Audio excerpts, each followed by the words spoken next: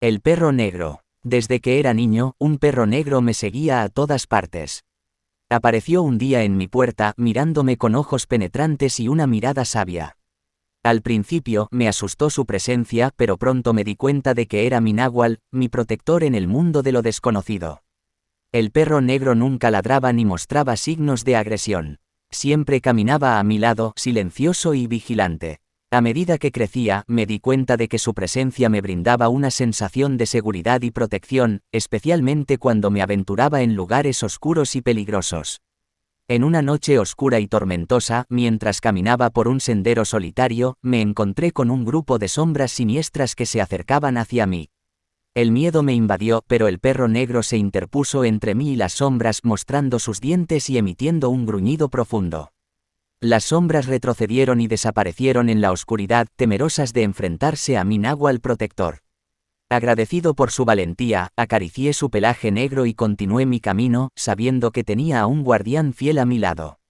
Pero no todo era protección y seguridad. A medida que pasaba el tiempo, empecé a notar un aura ominosa alrededor del perro negro. Su presencia se volvió más inquietante y su mirada se volvió más intensa. A veces parecía que podía entender mis pensamientos más oscuros y profundos. Una noche, mientras dormía, tuve un sueño perturbador. Me encontraba en un lugar desconocido, rodeado de sombras y presencias malignas. Me sentía atrapado y vulnerable. De repente, el perro negro apareció frente a mí, emitiendo un aullido ensordecedor. Desperté sobresaltado, con el corazón palpitando en mi pecho. Pero el perro negro ya no estaba a mi lado. Me sentí desprotegido y vulnerable, expuesto a las fuerzas oscuras que acechaban en la noche. A partir de ese momento, el perro negro comenzó a desaparecer cada vez más, dejándome solo en mis momentos de peligro y angustia. Me di cuenta de que su protección tenía un precio, y que ahora debía enfrentarme a las sombras por mi cuenta. Pero nunca olvidaré al perro negro y su valentía.